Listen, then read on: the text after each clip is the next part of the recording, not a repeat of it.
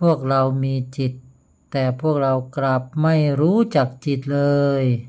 ไม่รู้เลยว่าพวกเราคือจิตพวกเรามาหลงอาการของจิตแล้วก็มาหลงเปลือกคือร่างกายนี้อุปมาเหมือนกับว่าถ้าพวกเราคือเมล็ดขององุ่น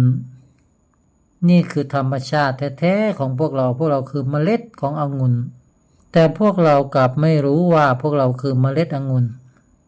พวกเราไปหลงว่าเราคือเนื้อขององุ่นไปหลงว่าเราคือเปลือกขององุ่นมีปราชญ์มาบอกว่าเปลือกองุ่นไม่ใช่เราเนื้อขององุ่นก็ไม่ใช่เราความเป็นเราที่แท้จริงก็คือเมล็ดขององุ่นเมล็ดนี่แหละที่เป็นธาตุต้นกำเนิดเป็นธาตุที่สร้างทุกสรรพสิ่งสร้างต้นองุ่นต้นใหญ่ขึ้นมา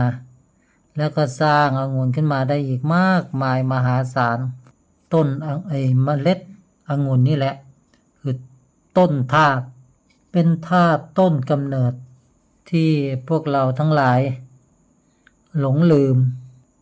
มธรรมชาติดั้งเดิมของตนฉันใดจิตอันเป็นธาตุชีวิตที่ไม่ได้มีรูปร่างว่างเปล่าใสบริสุทธิ์มากอันเป็นเนื้อเดียวกันกับความว่างเปล่าทั่วอนันตจักรวาล